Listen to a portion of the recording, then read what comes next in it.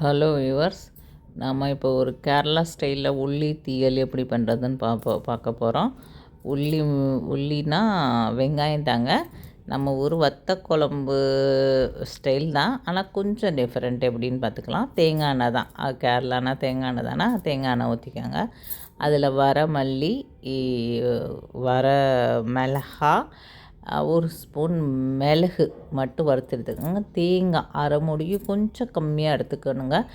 எடுத்துகிட்டு நல்லா வறுத்துக்கணும். அந்த தேங்காய் அந்த தேங்காய் எண்ணெயிலையே வறுத்து எப்படி ஸ்மெல் வரும், அப்படியே வீடே தேங்காய் எண்ணெயில் நல்லா ஸ்மெல் வருங்க.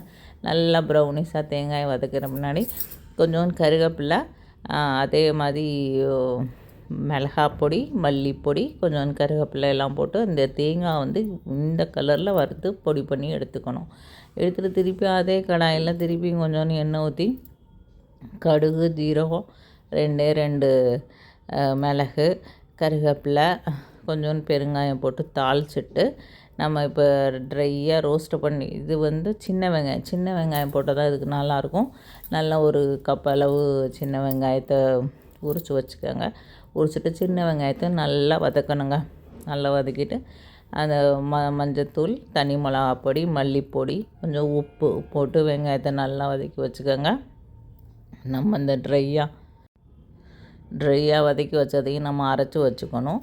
அப்புறம் ஒரு நெல்லிக்காய் அளவு, ரொம்ப புளி வேணாம், கொஞ்சமாக நெல்லிக்காய் அளவு மட்டும் புளி தண்ணி எடுத்து புளி கரைச்சி வச்சுக்கோங்க. புளி தண்ணி போட்டுட்டு நம்ம அரைச்சி வச்சதையும் போட்டு அந்த புளி தண்ணி நம்ம அரைச்சி வச்சது எல்லாத்தையும் போட்டு கடைசியாக கொஞ்சம் நாட்டு சர்க்கரை இல்லை வெல்லம், உங்கள்கிட்ட எது இருக்கோ அது போடுங்க. என்கிட்ட நாட்டு சர்க்கரை இருக்குனாலும் அது போட்டுட்டேன்.